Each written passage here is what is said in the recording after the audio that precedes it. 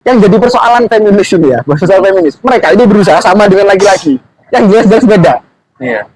Jadi persoalannya kalau laki-laki bisa, perempuan juga bisa. Nggak gitu, konsepnya nggak gitu. Ya, biasanya gerakan feminis Ini kan sering kayak gitu. Emang cuma laki-laki doang. Jadi perempuan juga bisa. Jadi ya, jatuhnya itu bukan pakar, tapi sekedar bisa.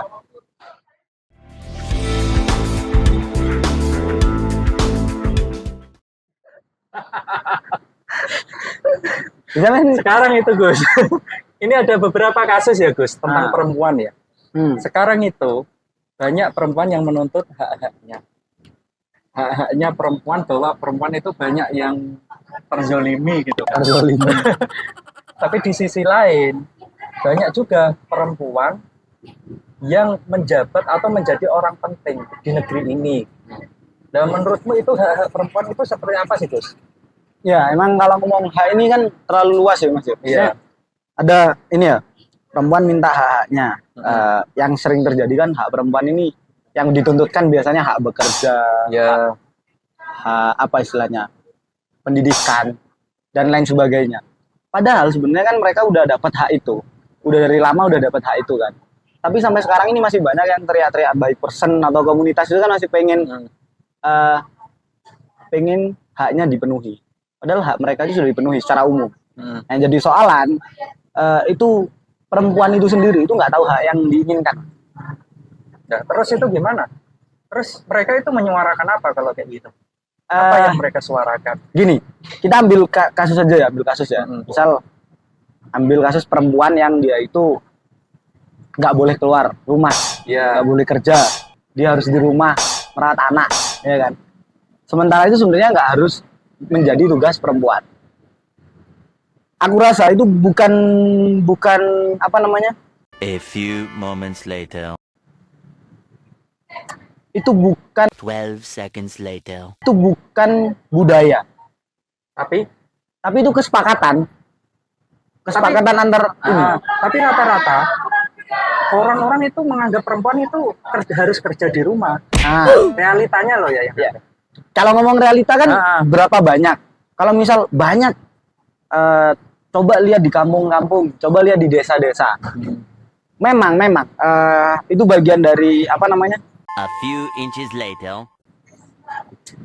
Bukan budaya ya. Lagi-lagi aku kalau bilang itu lebih kepada kesepakatan dua belah pihak, suami dan istri. Di zaman sekarang loh ya. Di zaman sekarang loh ya. Kalau dulu mungkin iya, kalau sekarang enggak. Bahkan di desa.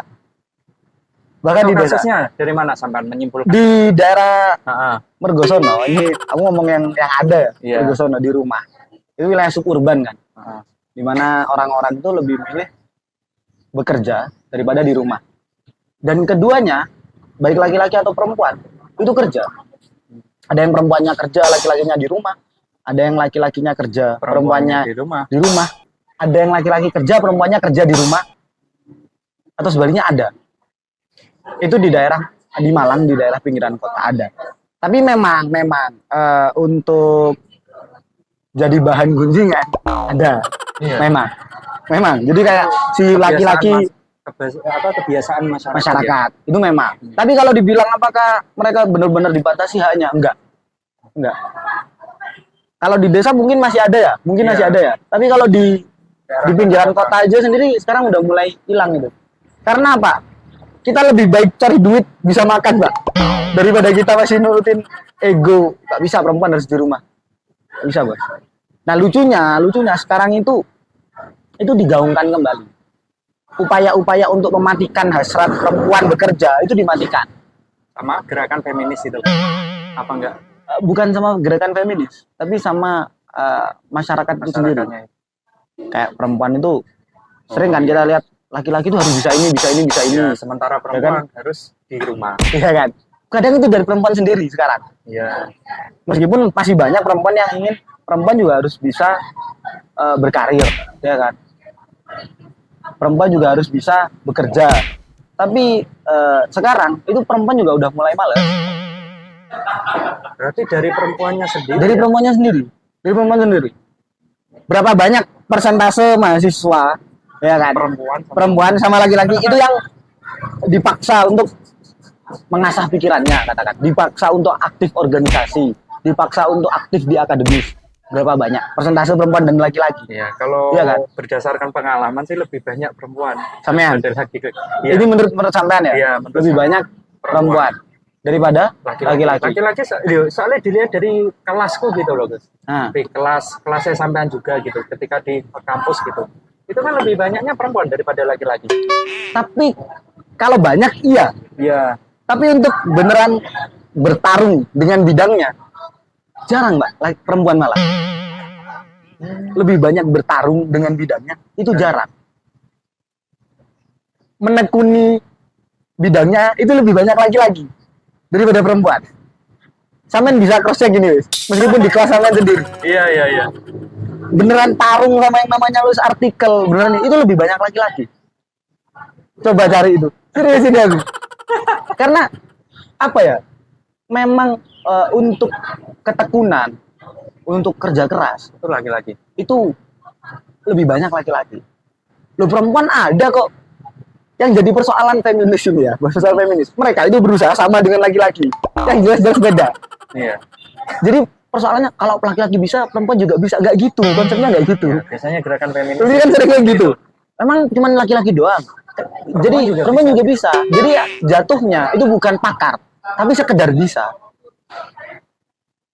Iya kan? Iya, Jadi iya. keberadaan gerakan yang seperti ini biasanya tuh cuman supaya apa ya? Cuma bisa, cuma ada. Yang penting ada perempuan bisa main bola. Kan begitu. Tapi faktanya kalau diadu, tetap bagaimanapun yang lebih jago pasti laki-laki. Seperti itu, Pak. Jadi bukan nggak boleh, boleh. Tapi emang sejak diciptakan antara perempuan sama laki-laki itu emang beda, ya. Beda. Dari segi fisiknya. Fisiknya, kemampuan berpikirnya, Kemampuan ya kan? berpikirnya. Itu sudah beda. Loh, ini nggak niat mendiskriminasi. Enggak, ini bukan diskriminasi. Ciptaannya seperti itu. Iya. Gitu kan. Bukan nggak boleh, tapi juga harus tahu ingin apa. Kebanyakan perempuan-perempuan yang digerakkan ini itu nggak tahu mau apa. Kebanyakan cuma taunya mau sama, Iya, mau sama. ingin sama. Tapi nggak tahu loh, kamu cuma ingin sama. Jadi ingin disebut perempuan independent woman dengan bekerja. Pokok aku independent woman kan gitu kan, perempuan yang independen. Nggak gitu, Pak. Jadi kalau semisal itu hubungannya suami dengan istri, harus ada komunikasi antara suami istri. Hubungannya bapak dengan anak, harus orang tua dengan anak, harus ada komunikasi orang tua dengan anak. Ini cerita real ya, adikku. Iya. Aku punya adik kandung. Dia usia 14 SMA sekarang, SMA kelas 1. Ini 15 tahun. 15 tahun. Dia itu kemarin DM kan ke aku. DM. Dia di pondok. Kebetulan pas libur kan bisa, boleh akses internet katakan. Dia akses Instagram, kemudian DM aku kan. Mas, aku pengen beli buku ini. Dia nunjukin buku, ada 3 buku di sana. Harganya 155 ribuan. Dulu, kalau aku pengen beli buku kayak gini, itu aku harus nabung. Sumpah, aku harus nabung. Adik sampean ini? Adikku bisa langsung beli. Jadi ini belum beli ya. Iya. Jadi kalau adikku minta ke orang tuaku, Langsung dapat 1 minggu mungkin bisa langsung beli. Sementara aku nunggu untuk beli dia harus nabung. Real, itu ekonomi keluargaku nggak sebaik nggak start. sekarang lah. Iya, Dulu nggak masih sebaik kayak gitu kan. Terus pas aku beli buku ini, pas aku beli buku dulu kan nabung tuh. Orang tua aku nggak pernah ngelarang aku beli buku apa aja. Orang tua aku tahu, oh ya memang anakku suka gitu. Dan itu hiburannya Wildan. Aku kan dipanggil Wildan di rumah. Jadi hiburanku di rumah itu cuman kalau nggak buku, HP. Dan aku jarang keluar rumah di rumah. Nah, adikku ini nggak suka baca buku dari kecil. Dia suka baca buku setelah dia di pondok. Kelas 2 SMP dia mulai suka baca buku. Dia baca buku dari novel awalnya. Novel geser ke novel juga, tapi perempuan di titik nol. Nawal Elsa Dawi. Nawal Elsa Dawi. Jadi dia nih mulai belajar feminis itu, ya kan? Itu. Dan itu akhirnya pas kelas 1 ini, kemarin waktu DM dia bilang, aku pengen beli buku ini. Dikasih lingkaran kan ada 3 buku tuh. Socrates, Plato sama siapa aku lupa satu. Yo, filsafat ya. Iya, dia dilingkarin ya. Plato ya. Ini aku mau beli buku ini. Cerita aku ke ayah, tolong sampaikan ayah. Aku bilang aku belum punya duit, nanti kalau ada aku belikan. Terus dia bilang tolong sampaikan aja ke ayah. Aku bilang nggak. Ayahku langsung marah. Ngapain yang dia mau baca buku ini? Nanti sesat gitu. Ya kalau kamu, ya aku langsung gitu, bro. Iya kalau kamu, kalau adikmu jangan. Dia itu perempuan. Nah ini yang soal kan, ini yang soal. Persoalan kan ini. Nah kalau yang ini, itu barulah menurutku feminis itu Wajib di itu. ya. Jadi kita harus apa istilahnya menggunakan teori feminis itu. Yang kita harus membela hak perempuan ini dalam segi Dalam. maksudnya kayak keilmuan ya, hak belajar kan, hak belajar. Itu baru aku akhirnya ngobrol panjang aku sama ayahku kan.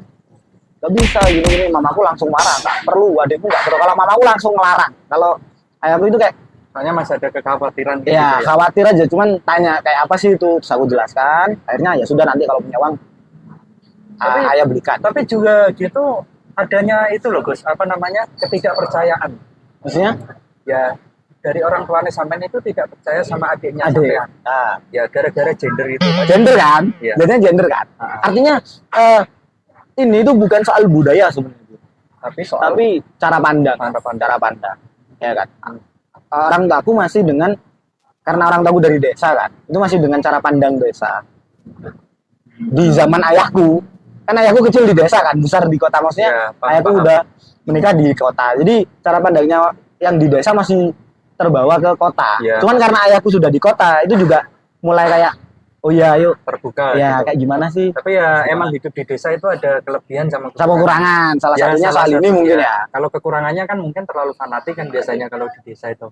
Ya kayak tadi itu sholat raweh itu orang-orang desa kan biasanya menganggapnya itu wajib. Wajib ya. Sementara hukum aslinya kan sunnah. Sunnah ya kan. Seperti itu. Ya mungkin ya orang desa itu menganggap perempuan ya harusnya di rumah ya kan, di rumah ngerawat anak, nyapu ya. Kemudian muncullah sebuah mitos-mitos tentang perempuan.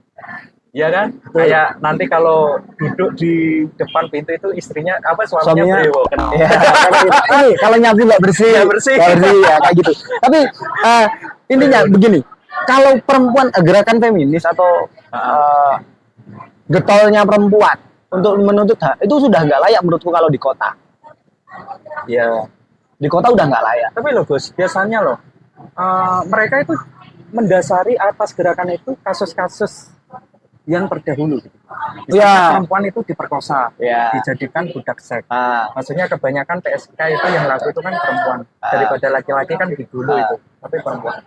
Dari situlah orang-orang langsung marah gitu terhadap laki-laki dan adanya sistem patriarki begitu. Oh ya gini perempuan loh, buktinya itu disiksa, diperkosa dan lain sebagainya. Ini mengecualikan tadi ya, kalau sampean kan menganggap kalau dalam hal keilmuan dan pemikiran itu perempuan gerakan ini itu perlu banget. Tapi kalau dalam hal kayak pelecehan perlu nggak? Kayak tadi nggak perlu. Kenapa kok nggak perlu? Soalnya ini pelecehan itu terjadi bukan masalah apakah laki-laki merasa menguasai atau enggak. Perempuan juga bisa loh melakukan pelecehan. Kasusnya itu lebih banyak cewek yang menjadi korban, ya kan? Yang melakukan juga kebanyakan laki-laki. Terus kalau yang kayak gini dinamakan patriarki, nggak bisa bos. Kalau itu ya memang kriminal itu. Itu kriminal, itu bukan masalah patriarki atau bukan, enggak. Itu memang kriminal. Berarti menurutmu pemikiran orang tentang gerakan feminis yang didasari itu salah? Salah atau tidak? Gimana? Kalau ngomong salah atau enggak ini kan salah atau benar ini kan soal cara pandang. Kalau aku menganggap nggak layak pakai itu. Jadi kalau mau ngomong feminis dengan perempuan yang menjadi korban pelecehan, itu bukan feminis lagi itu. Itu sudah ngomong salah dan benar, itu sudah ngomong pelecehan. Jadi mau yang melecehkan itu laki-laki atau yang melecehkan itu perempuan. Jadi fokusnya tindakannya, permasalahannya itu bukan di siapa yang melakukan, siapa yang korban, tapi yang dilakukan. Jadi masalahnya itu pelecehannya, bukan masalah. Tapi banyak laki-laki nggak bisa bro, masalahnya itu pelecehan gitu. Iya, bukan karena banyak laki-laki terus berarti ini masalah ini feminis harus gerak. Gak usah gerak feminis pak, itu hakim nanti yang gerak, itu polisi itu nanti yang gerak kan gitu kan. Jadi nggak perlu harus feminis nggak. Tapi kalau kayak perempuan nggak dapat hak pendidikan. Nah, ini feminis harus kan maju gitu. Maju. Itu kenapa kok di lingkunganku seperti aku bilang tadi, aku ngerasa feminis itu masih perlu di pinggiran kota mungkin ya, atau di desa. Kalau dirasa perempuan itu dibatasi haknya, hak belajar tadi itu. Pengen kuliah, apa kon kuliah? Gak usah, marki. Ujung-ujungnya ya nyapu gitu. Nah, nanti ujung-ujungnya ke dapur gitu kan. Ke dapur kayak gitu. Ya kalau lapar kita ke dapur masakan gitu kan. Ya, Ngapain? cewek perempuan aja. Gak cuma perempuan, laki-laki ya kan. Kalau lapar bikin mie. Iya, sendiri. lapar bikin mie sendiri Masak kan. sendiri. Bikin kopi kalau pengen ngopi kan gitu. Jadi nggak bisa kalau perempuan dilarang, dibatasi untuk belajar tadi kan, untuk bekerja. Menurutku feminis bisa untuk masuk ke ruang yang seperti ini. Tapi kalau soal seperti korban pelecehan Itu tidak bisa. itu nggak perlu, nggak Nggak perlu. perlu. Ya. Bukan nggak bisa ya, bisa aja kan. Tapi nggak perlu, ngapain gitu. Itu sudah memang ranahnya hukum itu, hukum. Karena bukan persoalan patriarki atau matriarki, bukan itu. Itu tetap yang salah gimana pun pelaku pelecehan itu sendiri. Gitu. Tapi biasanya emang itu, Fik. Apa namanya? Misalnya banyak penulis gitu kan, menggambarkan bentuk feminis. Itu dari segi kayak gitu. Maksudnya dari segi perempuan itu diperkosa, perempuan itu dilecehkan. Bukan kayak tadi, tidak hanya dari segi keilmuan. Contohnya apa? Novel perempuan Ya, Firdaus itu kan perempuannya diperkosa, Ya. bukan dibatasi dalam keilmuan. Ya mungkin ada, tapi Ya. kan lebih menonjolnya ke itu. Ya, ini Dilecehkan itu. ini baru kalau kasusnya begini, Pak. Dia diperkosa, dia nggak dapat keadilan karena dia perempuan. Ya. Nah, ini baru bisa masuk. Oh iya. Kalau sekarang nggak kayak gitu. Sekarang kan nggak bisa kayak gitu. Sekarang kalau yang namanya perkosa pasti ditindak kan begitu kan. Kalau dulu mungkin bisa. Terus itu novel itu ditulis kapan kan begitu kan? Iya, zaman itu. Nah, Terus kayak gitu. novel Tuhan izinkan aku jadi pelacur. Itu kan juga unsur-unsur feminisnya Feminisnya- digambarkan kayak gitu. Iya. Jadi perempuan itu dianggap pokoknya dalam mendirikan negara Islam. Nah, Itu kan agendanya banyak banget kan. nah, Terus yang perempuan ketika berbicara dengan perempuan itu perempuan ditanya kapan nikah kayak gitu, nikah sama siapa gitu. Jadi nggak dilibatkan dalam hal pembentukan negara Islam. Iya. Tapi pas sama perempuan itu dianggap sebagai orang yang untuk menghasilkan keturunan sama untuk menjalankan sebuah sunnah gitu. Itu gimana? ya itu kan bentuk kritik kan. Bentuk kritik. Itu kritik. Justru malah bagus kan di novel itu kan itu mengkritik tindakan itu. Gitu. Ya mungkin. Lagi-lagi sekarang itu nggak relevan, Pak. Ya. Sekarang aja ketua DPR-nya Puan Chan.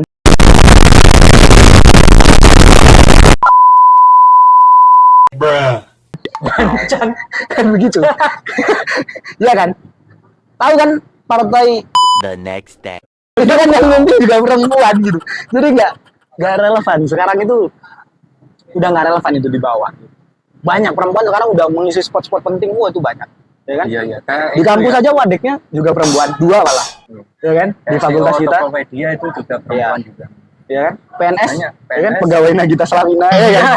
Itu kan karena sudah perempuan sudah bisa mimpin. Bisa. Zaman sekarang udah bisa. Cuman kalau di desa-desa, mungkin ya kasus-kasus seperti poligami itu bisa ini kan. Poligami tahu kan? Ya tahu. Kasus yang sering terjadi. Maksudnya kan biasanya poligami itu kan karena laki-lakinya menikah 2 kali, ya kan? Yang istri keduanya pernikahan dengan istri keduanya, istri pertamanya nggak tahu. Ini bisa lah, menurutku ini bisa. Ini harus dibela hak istri pertama. Meskipun sebenarnya boleh kan? Boleh nggak sih kalau misal kita nikah dengan istri kedua, istri pertama nggak tahu, boleh aja kan? Boleh. Cuman kan kalau di negara kan diatur harus ada persetujuan istri pertama. Nah ini feminis bisa masuk. Yang lucu kadang feminis itu masuk ke poligami yang istri pertama dan kedua fine-fine aja.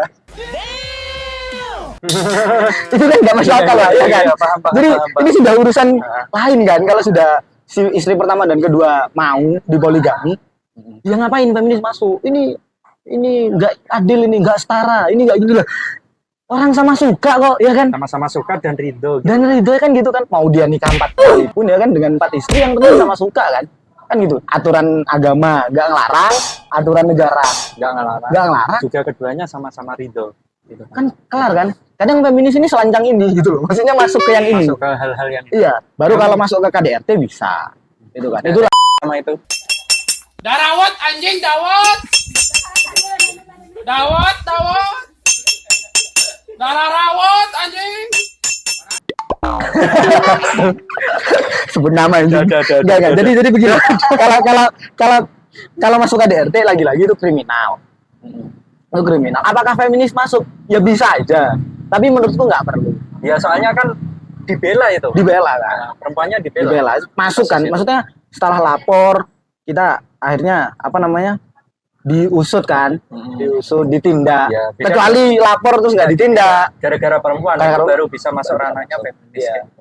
Oh, iya. Jadi lebih ke sana, Pak. Lebih ke sebenarnya feminis ini bagus. Tapi kalau membabi buta itu juga kacau jatuhnya. Yang niatnya itu hak-hak perempuan itu dituntut supaya dipenuhi. Hak hidup, hak bebas, ya kan? Hak belajar itu bisa dipenuhi. Justru malah karena feminis yang membabi buta itu malah nggak terarah, ya kan? Perempuan nggak boleh dilarang mau pakai kerudung atau enggak. Itu kebebasan loh. Iya kebebasan, tapi apa namanya ada norma agama, ada aturan agama yang mana perempuan itu juga harus pakai. Dan itu nggak hanya perempuan aja yang terikat dengan aturan. Iya, nggak hanya perempuan, Laki-laki juga terikat. Gitu. Kalau laki-laki kayaknya lebih terikat deh daripada Iya, Pak. aturan agama. Betul. Yang pertama disuruh jadi pemimpin. Iya. Pemimpin pun itu dimintain pertanggungjawaban. Betul. Dari kepala keluarga nanti diminta tanggung jawab ke Ya, semua. ke Daripada perempuan kan. anak, ke orang tua juga tanggung jawab kan gitu kan. Kemudian ketika kita nikah, kan perempuan nggak wajib kayak masak, kayak Iya. yang wajib malah Laki-laki. Nah, ini yang kenapa dituntut sama feminis itu salah satunya yang ini, Pak. Iya. Adanya apa ya? Yang dinamakan patriarki yang di sini ini. Padahal di agama kan kewajiban perempuan kan cuma Ya, menyusui anak menyusui anak dan udah, melayani suami. suami. Ya kan? Selainnya enggak kan? Dan melayani suami ini sebenarnya melayani sudah diperhalus kan. Artinya cuma urusan kasur, tapi urusan dapur itu urusan suami, ya kan. Semuanya suami. Tapi yang terjadi di masyarakat malah Semuanya semuanya diatur, semuanya dikerjakan oleh istri. Nah ini kemarin di rumah ini Pak, saya coba pakai ini dan ini memang susah. Saya coba menggunakan aturan yang diajarkan itu tadi ya, bahwa sebenarnya semua diatur, semua dikerjakan oleh suami. Perempuan cuma menyusui anak dan melayani suami ya kan. Nah karena aku nggak mampu, maksudnya aku nggak mampu melakukan semua itu. Ngobrol aku dengan istriku, kesepakatan gitu ya. gimana kalau urusan nyapu dengan cuci baju kamu, aku nanti cuci piring, ya kan. Kalau masak gampang lah, yang penting kalau cuma goreng-goreng aku bisa, gitu kan. Tapi kalau masak sayur mungkin kamu, aku bilang gitu. Kalau jaga anak gantian, tapi pasti lebih sering kamu, aku bilang gitu. Karena anakku ini pertama masih ASI, full ASI, terus juga lebih sering sama istriku kan. Nah, dia bilangnya nggak apa-apa, gitu. Nggak apa-apa. Tapi nggak bisa Gus, nggak bisa. Di kampungku ini susah kalau seperti itu. Soalnya pas aku cuci piring misal, itu ada mamaku gitu. Kemana istrimu kok kamu yang cuci piring? Gitu ya, bener. Apalagi pas aku megang si Ratih ya, megang anakku. Terus disalahin yang cewek Ya kan? yang istri Itu pasti ditanya, kemana Kemana istrimu? istrimu? Apalagi di depan rumah itu lagi banyak ibu-ibu sama anak-anaknya yang seumuran sama Ratih kan, usia 1 tahun, 1,5. Kan nggak mungkin aku keluar bawa anakku sendiri duduk bareng mereka, kan nggak mungkin. Ya harga diri juga. Ngapain ya lagi aku mau ngerumpi juga sama mereka kan gitu. Jadi akhirnya itu susah untuk dikerjakan. Tapi kalau ada komunikasi dengan istri itu enak Pak. Yang sering terjadi kan nggak ada komunikasi. Langsung. Biasanya itu langsung kayak ngalir gitu kan, kayak ya udah orang biasanya juga gini gitu. Orang biasanya juga yang jaga si perempuan itu. Tapi kalau ada komunikasi kan enak. Jadi pas istriku ngerjain tugas, dia kerjain lewat HP. Terus gimana? Nanti kirim ke aku yang nyelesain, aku yang rapiin di laptop. Sekarang kan dia lagi nulis ini artikel, mau publish jurnal. Iya. Iya, mantap. Dia, Kamu nama kedua ya?